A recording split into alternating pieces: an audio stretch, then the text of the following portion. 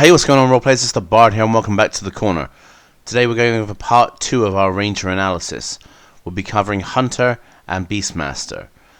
Because there are so many options in Hunter, I think this is going to have to be a 3-parter.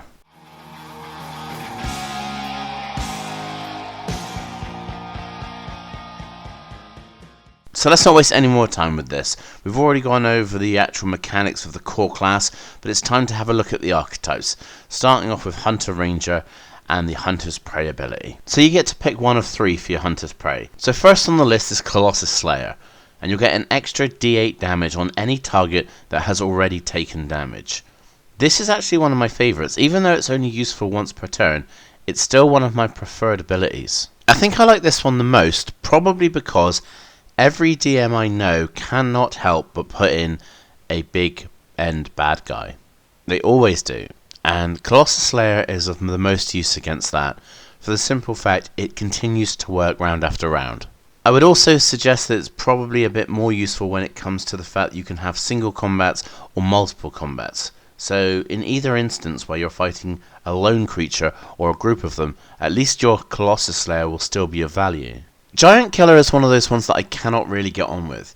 The big problem I have with it is you have to use it against something that's large or larger, which is fine, but at the same time, it first of all requires them to be attacking you, which is something you never really want. Considering the fact that you generally have medium armor, and you probably won't be using a shield, again, your armor class isn't going to be that high. You're going to be relying on the fact that your teammates can give the creature disadvantage so that you don't get hit as often.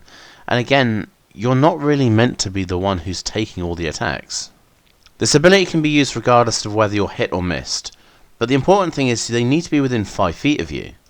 Now these large creatures, some of which will have reach, some of which can have weapons that have reach, even those that wouldn't normally have reach can still potentially get it with the right weapon selection. So at the same time, it really limits its functionality. And furthermore, you need to use your reaction in order to get this done. The only way you can get that extra attack against it is to use the reaction. That's really harsh, because you've got so many conditions for this thing to work under, and every one of them has to be met. I can't really see much use for this thing. Moving on then to Horde Breaker, and this is another ability that I do actually really like. Again, you don't necessarily have to use it with melee, you can use it with ranged as well. And the creature that you are attacking has to be within 5 feet of another creature that you've just attacked, which is again not too bad. It is an awkward condition that needs to be met, but at the same time, it's a free attack. It's a free attack that it doesn't require a bonus action, and it's a free attack that it doesn't require a reaction. So you're getting it for free. It only stops being useful when you get down to single creatures. In the most common cases, however, you're going to be fighting packs of creatures. So they're going to be the same sort of creature type. And they're not all going to be really big and really hard to kill. This ability really needs to consider its environment, because if you're going to be in a dungeon ecology, then for the most part it's going to be a really useful ability, because you're going to be in tight corridors, you're going to be in rooms, it's not going to be really spread out. If it's one of those adventures where you're on land most of the time, you've got a lot of travel to do, then the creatures will try to probably ambush you, and then you'll get surrounded, and then of course you'll have other problems where the creatures won't be near each other. So it's a situational ability. It's not bad, it's not brilliant, but the extra attacks are nice and they are for free. So it's definitely worth considering, especially when you consider things like you could have 2 attacks plus Swift Quiver plus this. That's a lot of attacks coming out in one round. As you start to take down more and more creatures, if they are separated from each other, it gives more chances for your party to get better advantage because they can get in between the gaps. So as the numbers start to thin and your abilities start to wane, the rest of your party can pick up the slack by getting more advantage with flanking. Though this ability isn't the easiest one to use, it does have the potential for a lot of damage, and at the same time I know I keep saying it, but Sharpshooter is a really good choice, especially if you're going to be making multiple attacks. Like I said before, you got your 2 attacks basic, potentially 2 more from bonus for Swift Quiver, and an additional 1 here from this ability. To me, this ability has a lot of potential, and your tactics generally change from round to round anyway, and they change even more drastically when you're going from multiple creatures down to single creatures, and I think that's reflected in this ability as well, so it's a very good choice in my opinion. Defensive tactics are a nice little addition at level 7. Now we're going to start off with Escape the Horde. I look at this and the first thing that screams out to me is an archer tactic, because as soon as you get surrounded, you want to make sure that you are out of there like lightning. You want to be anywhere but in the middle of combat. You want to find yourself a nice perch, sit there and start shooting away. And as soon as things get near you, you want to be on the move again. At the same time, however, it is still a generally useful ability for a melee fighter. Considering the fact you don't have heavy armor, you don't really want to get surrounded. You're going to need to use a lot of footwork in order to get yourself into the best position where you can get advantage, especially if you're going with something like 2-weapon fighting. You need as much advantage as you can get, because generally 2-weapon fighting doesn't do a huge amount of damage. So being able to get into the position you want, get the flank, get the advantage, without getting too much retribution from attacks of opportunity is very, very useful indeed. Multi-attack isn't so bad, except for the fact that it does basically require a creature to make at least 2 attacks against you, which is fine, providing that creature has at least 2 attacks to make. I mean, I can't really see it being of that much value. Although potentially it could be pretty good in a damage sponge kind of build. Perhaps if you had something like Barbarian, and then you went defense fighting style with shield, resistance to damage, armor boost, all pretty good if you want to go for the full defensive character. So if you're looking to sponge damage or be the sentinel character, then yeah, I can definitely see some practicality there. Steel Will does absolutely nothing for me. Advantage against being frightened is too specific to be useful on a regular basis, and that is the absolute bottom line. There's really nothing more to say about it. Perhaps if you had half your proficiency bonus added to all of your wisdom, intelligence and charisma saves, that might be something. So you would have something there. That could have been a suggestion that they could have done, but it's just too specific. Frightened is something that can be used, but it's just not something that's going to be used all the time. Multi-attack now, and the first option is volley. Anything within 10 feet of a point you choose can be attacked. Can you say flame arrow, anyone? And I don't want to sound like a broken record or anything, but sharpshooter. With this ability, that is a lot of targets and a lot of damage kicking out. All you want from one of your party members is to get advantage on your attack roll in some way, and you are golden. Now obviously, as with anything, it drops off as the number of creatures decreases. But when that starts to happen, you can always start to fall back on your first set of abilities from your Hunter's Prey. I really like this ability. A quick volley, again with all the bonuses that we've just talked about, and maybe a fireball from your party sorcerer, and that's it, encounter over. Next up is Whirlwind Attack, and it's just so good for the melee character. But I don't know if any of you guys sat and watched my unconventional ranger, where I was talking about having a 2-handed heavy weapon. That would be insane with this. You want to use Escape the Horde in this example to get into the enemy ranks as opposed to getting out of it, because you're going to be taking less hits overall, and then you can really start swinging. Combine this as a multi-class character, maybe a little bit of Barbarian or perhaps a little bit of Champion, and you have got some massive damage kicking out. And because you're making an attack against every creature within your radius, one of them is bound to be a critical hit, and if you get a critical hit, it procs your Great Weapon Master so you can get the cleave attack as well. Ultimately, no matter which one of these you pick, however, it's just a different attack option that you can take advantage of. So it's always going to be of some value to you, whether you're going for more of a defense style, which would be sword and board, or whether you're going for ranged, or whether you're going for a finesse style, or whether you're going for a strength style. It really doesn't matter. You can take advantage of something within this grouping, and therefore it is just an extra added bonus that really helps to change the way in which you can approach combat. So for that reason, I really enjoy it. So finally we get on to Superior Hunter's Defense, and this is the part in the video where you come to the realization that it suffers from a lot of the same problems that the Ranger core class itself suffers from. That there are things that happen too late and with not enough usefulness to be comparative to other classes. What I mean when I say that is, if we take Evasion as our example, you're not getting it as a Ranger until level 15, whereas say a Monk or a Rogue would get it at level 7. So you're waiting twice as long for the same ability. Now, Evasion's a very good one. Again, if you're having to deal with spellcasters or Dragon's Breath or anything like that, it's a very, very useful ability to have. But at the same time, you've managed to survive to level 15 without it. Why would you need it now? Okay, admittedly, there are some area attacks that deal an enormous amount of damage, and in the higher levels, yeah, they're going to be really, really deadly. But, like I said before, you've already got this far. If you're using the right tactics, if you're taking advantage of things like absorb elements, That's a really great way of, reducing some of that damage already. And then you have your saving throw on top of it. So you're mitigating it enough to a point where perhaps you don't have to worry about it so much, because you have proficiency on your dexterity saves anyway. So there's a good chance that you can save against whatever's coming towards you. And combine that with the resistance effect from certain spells, you're not going to be taking that much damage. So again, it's just not amazing for me. And to get it this late, no. I would say not. Uncanny Dodge is another ability that suffers in the same way that Evasion does, in the sense of you don't get it until really late in the progression. But a rogue gets it at level 5, why should you have to wait 3 times longer? Again, it's not a bad ability, it's just, why am I getting it so late? Ultimately, the really sad thing is, once you get to this level, you can just pick Evasion, and if you choose to leave this class and move into Rogue, by the time you hit level 20, you can then pick up an Uncanny Dodge again for free. You don't have to make a choice, and you already have it under your belt. So you can actually have both of these abilities if you're doing a little bit of multiclassing. Finally, we have Stand Against the Tide, and this is an interesting ability in the sense that you can basically use it to thin out the enemy numbers. If the melee attack misses you, your reaction forces the creature to repeat that attack against another creature other than itself. So you can force it to go against a creature that's on its side. There's no save against it. There's no other requirements.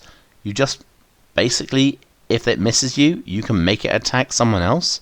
That's insane. So again, if you're using, say, Sword and Board with the defense fighting style, multi-attack defense, if these creatures are making multiple attacks against you, there's a good chance that you can get the creature to miss you on its second go, which forces it to then make that same attack against a creature that's next to it. That's really powerful. Something that really excites me, though, is the fact that you can use it as an unconventional defender. Because if you're going with the earlier suggestion of perhaps a bit of Barbarian Ranger multiclass, by actually going full defensive, you can force the creature to miss you, especially if you're using things like the dodge action, where you give disadvantage. That's really crazy. A dwarf, for example, could take the Dwarven Fortitude feat, which allows you to spend hit dice anytime you take the dodge action. So whenever you're dodging, you'd be regaining hit points, creatures would be getting disadvantage against you, and of course if they miss, you can use the reaction to force the attack against another creature. It's an incredibly bizarre way of playing a defender character, but it would feel like you were doing so much more than just standing there taking the hits. If you're constantly dodging, you're regaining hit points, you have the potential to force the attacks onto other creatures. I really like that, and it's something that's got a lot of theme, a lot of potential, and just a lot of quirkiness that really makes things different and exciting.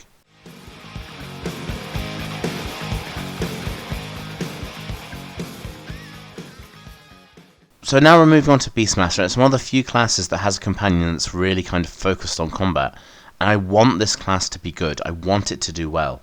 So let's have a look at it and see what it can do. So a challenge rating of 1/4 or lower isn't an amazing ability, so your creature isn't the most powerful. However, it's worth noting that you do get your proficiency bonus added onto its attack rolls, its damage rolls, its AC, and its hit points aren't always going to be so low. You are going to get 4 times the amount of your ranger level. So a panther, for example, would probably work on the average of 13 for your first 3 levels. Then at level 4 it would then improve to 16, then 20, 24, so on and so forth. I think something that perhaps turns players away from the class is something like the fact that it's only 1/4 challenge rating for the creature that you can have, and really the best choice is probably going to be the panther anyway, so there are going to be a lot of panthers running around. But still, as you progress through your ranger levels, the potential for your panther to have +6 AC, up to +6 on damage, up to +6 on attack rolls, that's pretty good. Your beast, on the other hand, doesn't necessarily need to be combat focused. The owl represents a really good choice because it has advantage on both sight and hearing checks. It has +3 on its perception, which is going to improve with your proficiency bonus, so your owl is a really good scout. So send it off to scout ahead, and it obeys your commands as best as it possibly can. Now I expect the owl has very little concept of time in the sense that we do, so saying something like return in 1 hour is probably a fairly useless suggestion. But you could say to it something along the lines of return to me when the sun touches the tree line, or something like that. At which point, as the sun starts to go down, your creature will know roughly when to return. Once the creature comes back, you can then cast Speak with Animals, and you can understand exactly what it is the creature has seen. So it makes an amazing scout. And because it's up there in the sky flying around, just like a normal creature would be, chances are that most things aren't going to pay too much attention to it. Even if the creature is in a potentially hostile environment, owls get stealth as well.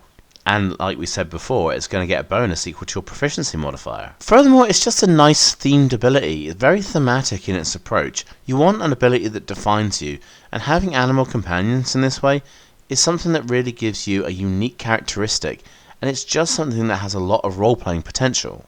Exceptional training is a really big improvement for the animal companion. It doesn't cost any action for you to move your animal companion, so being able to allow it to disengage by only using one of your bonus actions works so much better. This allows your animal companion to get safely out of combat, find the area it needs to get the best advantage, and then go for the attack on its next turn. Additionally, exceptional training allows your companion to take the help action. This can really help you to compensate for some of your more unsafe attacks.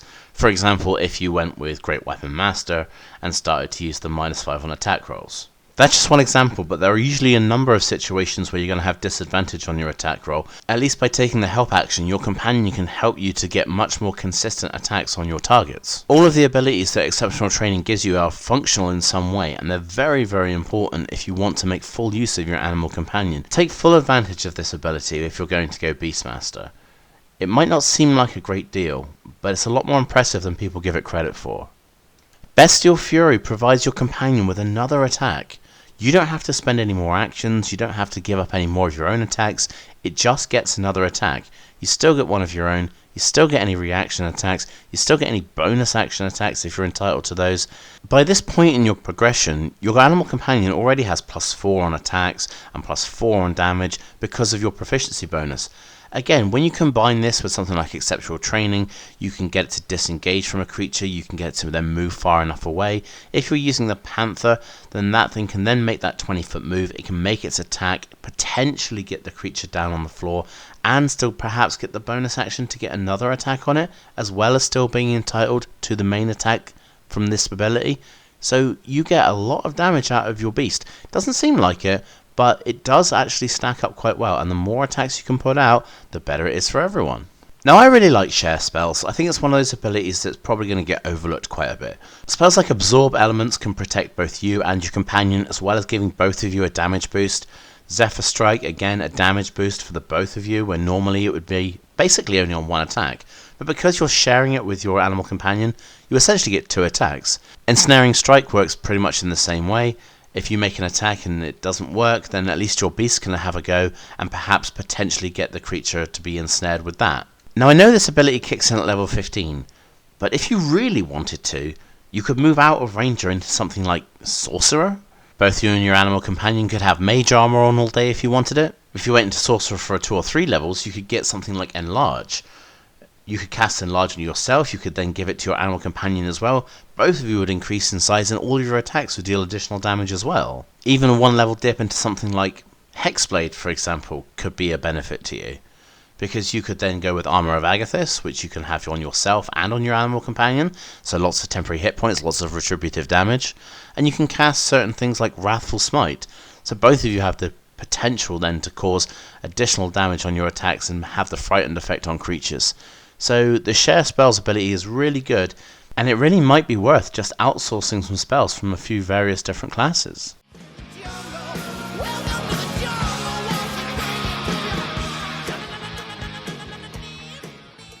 So guys, that was part 2 of the Ranger analysis. So we've covered both Hunter and Beastmaster. We're gonna have to do this in 3 parts, otherwise this thing is gonna be like an hour long. So hopefully you guys enjoyed, and hopefully you'll come along to see the next one, and I will see you guys next time at the gaming table.